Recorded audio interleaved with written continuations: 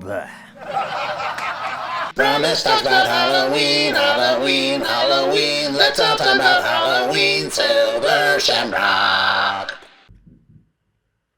Okay, what did I just watch? What did I just watch? You've heard me be critical in the past, a little bit. Like, I believe in being critical. I do not believe in slamming movies or dragging movies through the mud. But there are rare occasions where it just needs to happen. Like, there's nothing to do but take out your anger on the movie like it's a punching bag. And in the case of Halloween 6, The Curse of Michael Myers, the theatrical version, I didn't see the producer's cut. That happens to be the case. What did I just watch? What did I just watch? Oh my Lord. Do I have notes, man? Do I have notes? This film, you know, I did a review of Halloween Kills. Go check that out. It was a live stream, very long review, very convoluted. But, you know, I talked about how, like, you know, Halloween to me, and again, Halloween's not sacred to me at all. It's just, I enjoy it, whatever, but it's not my series. It's not, Scream is my series. Halloween is such a one-note concept. The boogeyman, the shape. You do it once, twice, 3 times a lady. That's it. You know what I mean? It's just like it goes on and on and on. They trying to find every which way to squeeze blood from a stone with this story. You know, going through this convoluted, like, family bloodline. You know, it really is nuts. Oh boy, I did a lot of writing while watching this movie. A lot of writing, a lot of observations. I think we have to acknowledge that there is a producer's cut, which I have not seen. This was the first time ever watching it. I've seen bits and pieces, I think, on TBS, like when I was young, and that was about it. It's the only Halloween film I've not seen. So I finally finished off the entire Halloween series. I've seen every single Halloween film now in its entirety. And I just could not believe this is this should be like, taught in schools, you know, about how studios and producers and directors tamper with an idea and with a vision. And you wind up with something like this, something that was so clearly, endlessly rewritten and heavily edited and just cut to ribbons, cut to shit, man. I mean, truly. But let's just launch into it. So the last thing I remembered from Halloween Part 5, right? Jamie, who is Laurie Strode's daughter, played by Danielle Harris, she's in 4 and 5. She gets taken. She and Michael Myers get taken. There's an explosion. Someone rescues Michael Myers out of a cell or something. This was a year ago. I watched it for the first time a year ago. That's it. So I guess some time, indeterminate amount of time, which I later read in IMDb is supposed to be 6 years. Indeterminate amount of time, and we're suddenly in a facility. We don't know where this facility is. They're doing some sort of, like, Celtic, you know, Samhain, like ritual thing with a baby, and the baby is naked. And you see naked baby peen. I mean, just full frontal naked baby peen. And it's just kind of like, I guess, you know, there's lots of movies with naked baby peen, but like in today's day and age, it's just kind of amazing to think that someone was like, here, take my naked baby and draw paint, put paint on it, and then wave a knife around my naked child, my naked son. I mean, that's heavy. We were talking about how it was heavy for Spencer or whatever, the Nirvana baby, you know, who's dealing with all sorts of like, fallout from being the Nirvana baby or whatever. Like, this has got to be, I mean, this is heavy. This is a heavy thing. So that happened. So, okay. Naked baby peen. It's like, hey, let's write a scene with some naked baby peen. And then, you know, the other thought is Jamie is a mom now? Like, who got her pregnant? None of this is explained. Nothing is explained in this film. You just have to roll with it. So all of a sudden she's a mother, and it's just this crazy, crazy time jump. She escapes from this facility. She runs. She, gets eventually, Michael catches up with her and kills her, but not before she stashes her baby in a bus station bathroom, right? And then there's also there's like a radio guy, and he's talking, he's got a show, his name's Barry, and apparently the holiday of Halloween has been banned in Haddonfield. And I love that idea. I think that is a brilliant idea. I wish that it was the center focus of the story, or any of the Myers story. You know what I mean? Or any of the Halloween story. It's just clean and simple. You know what it kind of reminds me of? It kind of reminds me of reopening the beach, when you have Jaws in the water, and the economy. Like Haddonfield is hurting from their, for whatever reason. So they decide to reopen. They lift the ban on Halloween. They reopen the town with a brand new sort of like Halloween PR campaign. And of course, Michael Myers returns once Halloween returns. That would have been such an interesting focus and controversy. And it's just kind of like, it's in this story, but it's like kind of forgotten. Like everything else, everything just gets forgotten or never brought up again. It really is. This is really something else, this movie. I know I keep saying that. This is really something else. Then you also have a woman who calls into the radio show and she's in love with Michael, which I also thought was an interesting touch. Again, like all these like little like flourishes that are far more interesting than the movie that we're watching. And then, we meet Paul Rudd, who plays Tommy Doyle from the first movie, and he's also played by Anthony Michael Hall in Halloween Kills. And apparently the guy who originally played Tommy Doyle in the first Halloween was supposed to come back for Halloween 6. Or they wanted him to come back and they couldn't find him, and the dude since wishes that he had done it. But in any case, we get Paul Rudd. It's his first film. It's so cool to see such a young Paul Rudd, and he's taking pictures through the window at this scantily clad lady in her underwear, and it's just super creepy and never explained. I guess he's casing the house. He lives in a boarding house across the street from the Myers house. Don't you think it would be like unexplained, completely unexplained? Why are you living in a boarding house, and why is it across the street from the Myers house? Like, super, super weird, but whatever. Then you hear on the radio that there's a CIA conspiracy that wanted to take Michael Myers as an assassin. Like every one of these ideas is kind of an interesting idea to like sort of riff on the Halloween thing. But no, they don't actually use any of them. They just sort of throw them out there and whatever. Then we see Loomis. He's using a typewriter and he lives in an old cobblestone house. And of course Loomis would use a typewriter because, he's an old guy and just doing his thing. When Michael kills Jamie, it's really mean. It's a really mean death. It's like she's a new mom. She just had this baby because it shows her giving birth in this unknown facility where there's this cult stuff happening. She gives birth to this baby and then escapes with the baby, right? Who's later gets named Steven. We'll just call him Steven now. Steven is, Steven gets like kind of adopted by Tommy Doyle. And, this movie is being made into... Oh, one other thing too. Michael mistakenly thinks that a roll of paper towels is the baby because she tricked him. She left the baby in the bus stop bathroom, as we said, and then she stashed a paper towel in the wrapped blanket. So Michael gets fooled. I thought that was funny. This is a weird in-between time in the 90s. You have like the early 90s, which, can feel very much like the late 80s, right? Because that's how things work, things bleed through. But then, it's right on the cusp. It's right before the teen slasher, horror, teen, whatever you want to call it, the 90s renaissance for horror that was led by companies like Dimension. You know what I mean? We're like right on the precipice. And of course, the next sequel is going to be one of those movies written by Kevin Williamson. It's going to be H2O, a true return to form for the series. And in my opinion, the best Michael Myers related sequel, bar none. But we're not there yet. So we get this really weird time.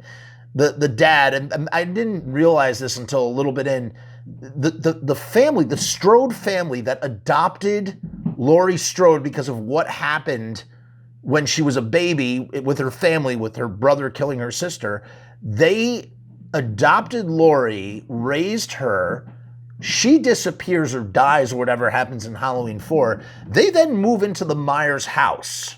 They are somehow owners of the house, and the father is just a bastard. What an asshole.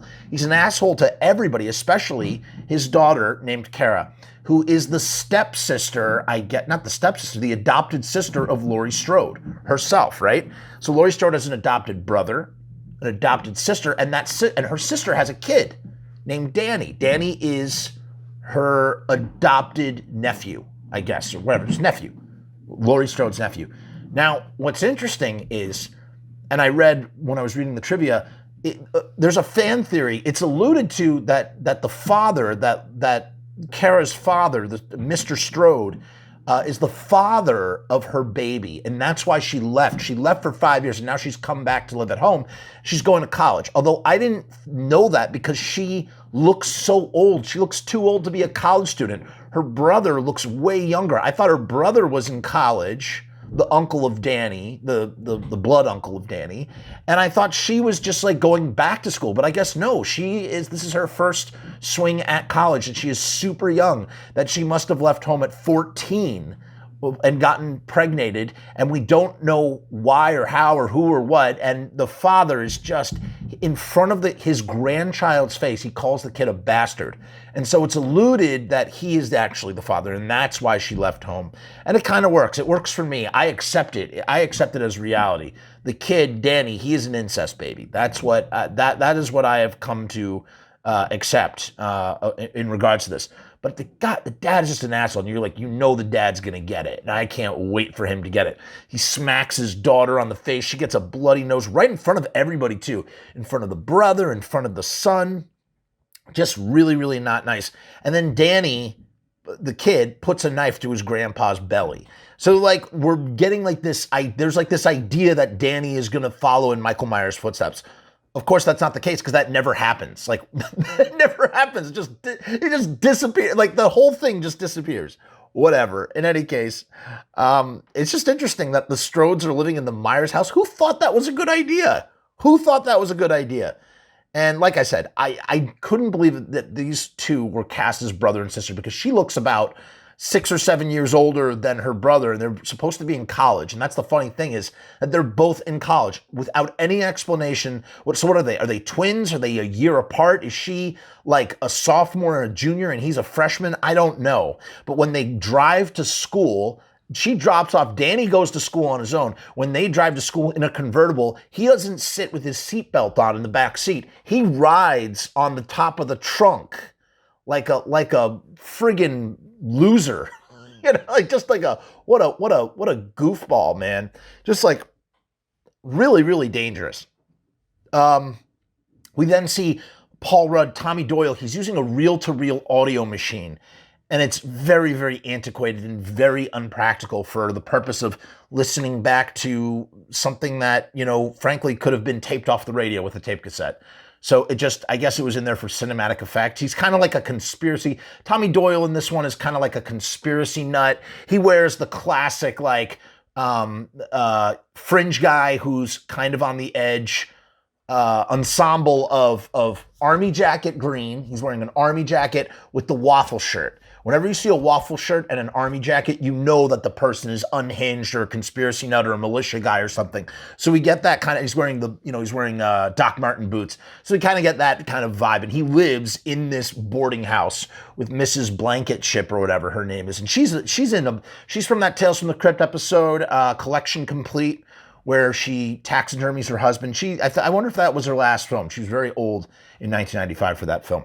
But he's using a reel-to-reel. It's very impractical. He keeps listening back, and we hear, because Jamie, she calls into the radio show that's talking about Michael Myers at the beginning when she escapes. She feels that the only way that she can ask for help, she doesn't go to the police, she doesn't go to anybody else. She calls the radio station and be like, I have a baby. And when he hears that she has a baby, he goes down to the bus station. He's like investigating. He follows a trail of blood that nobody seemed to notice. Only Paul Rudd seemed to notice. And he finds a baby and then happens to realize that this must be Jamie's baby, right? And what's really ridiculous is, coincidentally, this baby is the grandnephew of Michael Myers It's the grandnephew of Michael Myers. That's where we are, where the center important piece is the grandnephew of Michael Myers. So then, Loomis is in the film and he's super old and he walks with a cane. The fabulous, wonderful Donald Pleasence. This was his final film, by the way. And he's investigating the crime scene where Jamie was murdered, and they find like amniotic fluid probably in her body or whatever, and determine that she gave birth 24 hours prior. So that baby is 24 hours old. I'm pretty sure it can't just be stashed underneath a bathroom sink or whatever. But Loomis says he recognizes a mark, and it's the mark of Thorn. It's this Thorn rune. It's a rune, R-U-N-E, which is part of an ancient Celtic type alphabet type thing. And it's the same symbol that we see at the beginning when they're doing the ritual, trying to link Michael Myers to this cult. So there's some sort of connection that's there.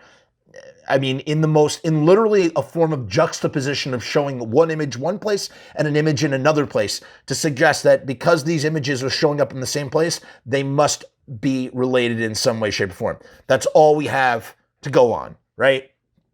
But Loomis recognizes the mark. He says, despite the fact that we have not seen this mark in 4 other Halloween films, Loomis is able to go, oh yeah, that's his mark, and he's come home. I keep saying that. Michael Myers, he's coming home, yada, yada, yada. Because that's from the first movie, the night he came home.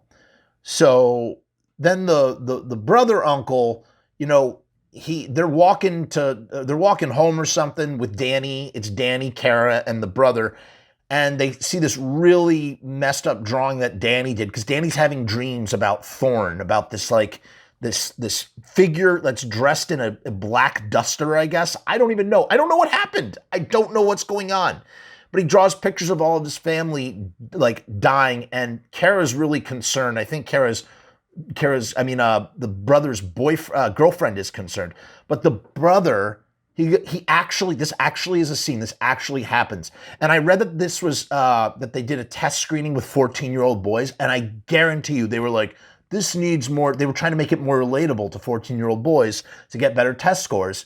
So the brother actually goes, that's cool. I think it's cool. He actually is mimicking Butthead when seeing that his nephew has drawn the whole family dead, which is soon to happen because the whole family dies. The whole family dies. I mean, they make this whole thing about the bloodline, it's ridiculous, man. And, I have to say something about the Myers house. So here's what's kind of interesting. The Myers house, which doesn't look like the house from the first one, they shot this in Salt Lake City. I guess this is kind of an iconic house or whatever, because they used it a bunch or whatever. It's like half, the yard is like trash. There's like a broken down truck with like equipment in it in the front yard. And then like the rest of the yard is sort of like decorated with Halloween stuff. Like who took the time, if you didn't take the time to clean up the broken down truck in your front yard, who's taking the time to decorate with all these pumpkins and stuff? I just thought that was so funny. I wrote it in my mind. I wrote that the mom really cares about Halloween. And even though the husband Mr. Strode won't call about, their names are John and Deborah Strode. Sorry, John, and they're named after Deborah Hill and John Carpenter. And, I just imagine that like she asked John Strode like a million times to like get that old clunker out of the front yard, and he was like, no, Deborah, damn it, I'm not going to do it. And so she like decorated with Halloween shit anyway, which is kind of a weird thing to do. You're living in the Myers house. There was murders here. Everything's connected to Michael Myers and the whole legend of Michael Myers and yada, yada, yada. Yet you live in this house. Your name is Strode and there's pumpkins everywhere. It's what is going on, man? What the fuck is going on in this movie? And then, the mom is inside, and then randomly, this is not the first time this happens. This happens later on. Randomly, Loomis just appears. He's just in the house. Didn't knock on the door, didn't call. He's just sitting in a room and just randomly scares the mom. Another thing too, I kind of was hoping that Paul Rudd was going to be very Paul Ruddish, like that lovable Paul Rudd that we've all come to adore in all the films that he's in. I wanted that quality in this movie, and we didn't get it. It's Paul Rudd's first like feature-length film, ahead of Clueless, right? Because they both came out in the same year, and he's he's like really trying to channel this character, but even still, you still get a little glimpse of Paul Rudd being the adorable Paul Rudd that he is. So I don't know. Danny sees a dude in a duster, right? Like there's this guy. I was eating popcorn. I have a kernel in my throat. There's this guy in a black duster and a cowboy hat, unexplained. Completely unexplained, and he's just mysterious, and I guess he's connected to Danny's dreams. They're putting a lot of emphasis on this kid, Danny, and none of it pays off. Like, Danny's kind of like the focus, but then the kid, the baby, is also like a MacGuffin. It's like a living, breathing baby MacGuffin that gets passed around, too. Michael is after the MacGuffin because he wants to end his bloodline, because it has to do with a sacrifice. He has to kill his whole family or something. That's part of it. That's part of like the connection to the cult and whatnot. It is so convoluted. And I wrote, the Strode dad is out of it. Every time something creepy or goofy happens, like he's completely oblivious to the fact that he lives in the Myers house, or the history, or the fact that he is the fucking adopted father of Michael Myers' sister. If anybody should know how true and valid and real all this stuff is, you think it would be John Strode, who would have been briefed on the real details. But instead, he's just he's like, what, just so like out of it. And then again, the pumpkin thing. There are so many pumpkins in the Myers house. They're just everywhere. They're strewn about everywhere. Who puts so many pumpkins in their house, let alone in the house of Michael Myers, right? I noticed Deborah Strode, she's rocking these really, really funky high top sneakers before she's murdered. She gets an axe to the face. And the daughter comes home. Here's the thing. Mom is murdered, right? Daughter comes home. The lights are off. Nobody is ever suspicious of like nobody being home. Like this family is completely oblivious as it is slowly wiped out. Everybody dies except for Kara, right? So she comes home. Kara, her name's Kara. I don't even remember. She goes into her house, and once again, she finds Danny with Tommy in his room. And this is after he was peeping on her with a camera while she was in her underwear. And he's holding the grandbaby of her adopted sister. Think about that for a minute.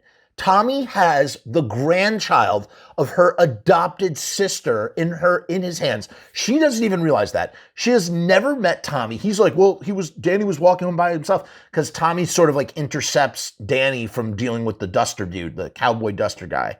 It just, I don't know, man. Just really, really, really bananas. I did notice that Tommy Doyle keeps a picture of Divine on his fridge. Divine in the movie Pink Flamingos, which I thought some set decorator probably just left that in there, a little Easter egg. I loved it. I also love the computer tech logic of 1995. Like the way like people like interact with computers in 1995 is really fun. There's no mouse. Like mouses are not cinematic in movies. If you want to like make something happen on your computer, you don't do it with a mouse. You do it by typing a bunch of commands. And that's what Tommy Doyle does. And he's like looking at these runes, and he explains the runes a little bit more and how they're connected to constellations and blah, blah, blah, blah, blah, blah. Dad comes home and he's murdered. He's just like, he's going through the house looking for everybody. Once again, lights out. The lights are always out at the Strode Meyer residence, right? And, Michael Myers is just haunting his old house, I guess. He's like, hello, hello. He like holds up like a flashlight, like a goof, like he's doing like some sort of spooky seance thing. And it's like, dude, do you not remember what happened here? Like, again, history, dude. Like, what are you, an idiot? I just like can't wait. There's so many unlikable characters that I can't wait to get, their comeuppance. And they all do, man. And I'm really happy about it. I guess I was rooting for Michael Myers this whole time and I didn't even realize it. But, it's just, I don't know. It's just so weird. He gets electrocuted, the dad, in the basement. And, of course, when you get electrocuted, it makes your head explode. Because, of course, we got to have an exploding head. So the head explodes. Great. I'm okay. I'm okay with that.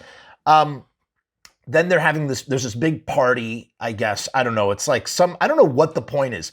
The girlfriend of the brother, the Strode brother, she's like on this whole trip about like, we have to take Haddonfield back, from Michael Myers, Michael Myers doesn't exist, blah, blah, blah. So they're having this whole thing, and then they're using the radio station guy as like their platform for this like festival about like anti-Michael Myers or something. And she simply says this, and I'm probably going to get accused of being like a social justice warrior or whatever bullshit. It's just, I'm approaching this from like a today's point of view. Imagine trying to do this scene in today's climate. That's what I mean when I say what I'm about to say. Because I understand that this is the 90s and that like this is just the way things used to be. But it's just kind of funny now because it's like, holy crap, like some of this stuff does not age well or would never work today. Following example, this friggin' asshole DJ guy. He's just such a dick. He's interviewing the girlfriend for some reason. I guess she's like the focal point organizer of this event for their college. I don't know. I'm just trying to, connect dots here. She simply explains that there's no boogeyman. And then the radio guy doesn't acknowledge her. He turns to her dumb boyfriend, the Strode brother, and talks like she's not even there and publicly asks in front of all these people while they're on the air. He goes, "Boy, she must get riled up in the sack. She must wear crotchless panties and bark like a dog." And then implies that he wants to, asking the boyfriend for permission or acknowledging that he wants to get in the sack with her while she's standing right there. What the fuck? I just wrote in my notes, this was a different time. And then upon learning, here's the thing, the boyfriend, the Strode brother, he's not even aware that he lives in the Myers house. It was never told to him. He's lived there for however long. And, don't you think it would have been like, imagine if Laurie was still alive, Jamie Lee Curtis, you're going to move into the Myers house that you're somehow in possession of for some weird reason? Freaking weird shit, man. Super weird shit. But, the girlfriend, she goes, yeah, it's the Myers house. I mean, it was the house of Michael Myers. And the boyfriend's like, huh? It is? Like, he's just like completely oblivious. And Barry, the radio station guy, upon hearing this stuff live on the air in the middle of this event, invites himself and the rest into the private home of the Strode Myers family, or whatever you want to call it, the Strode house, to do a broadcasting segment right then and there. They're just going to, with no permission, based on its dark history, as if he was entitled with the authority to do so. So he's like, yeah, well, just head over there.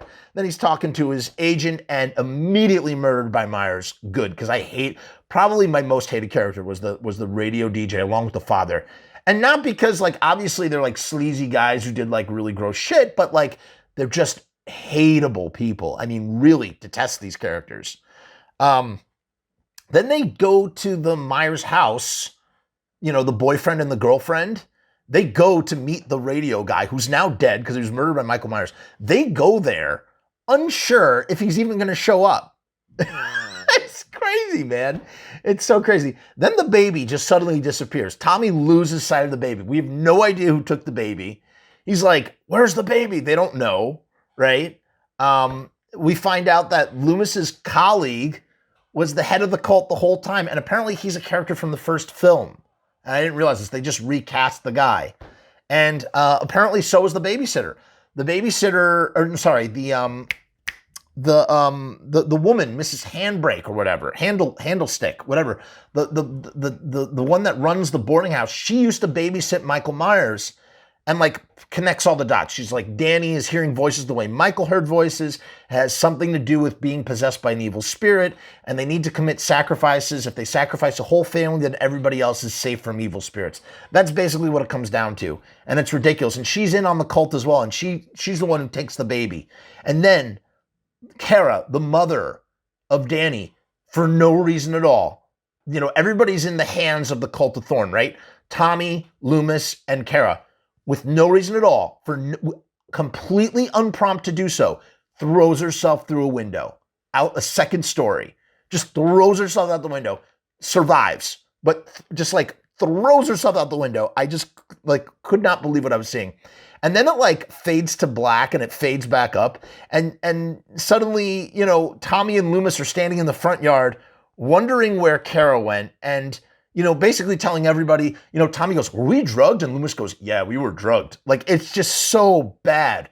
Like, it literally seems like they were just writing this on the fly, on the spot as it's happening. I cannot believe what I am seeing. They make it, but they know where they're going. They're going to the mental institution where Myers was for his whole life, because that's where the cult is, right? Loomis pulls out a gun, and Tommy magically somehow knows now that a gun won't stop Michael. Michael is invincible, and he's got super strength now because he's, part of this cult thing. I don't know. As I just said, when the guy, his colleague, Loomis's colleague, turned out to be the head of the cult or whatever, was there, sort of kidnapping the baby, and he's like dressed in the duster, right? He turns out to be the man in the duster and the cowboy hat. Well, now they're at the abandoned asylum, and there he is just doing paperwork, and it's like as if he hadn't just been in the Myers house dressed in a duster, kidnapping the baby and Kara and whatnot. And Kara is taken for some unknown reason. She's kept in behind bars downstairs somewhere where Jamie was, clearly at the beginning of the thing.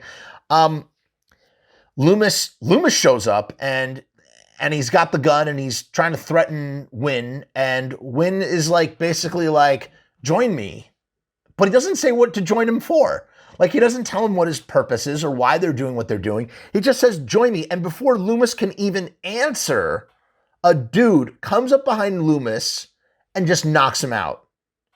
And Wynn goes, yeah, let's let him think about it. Think about what? What are we supposed to think about? We don't know. We don't know.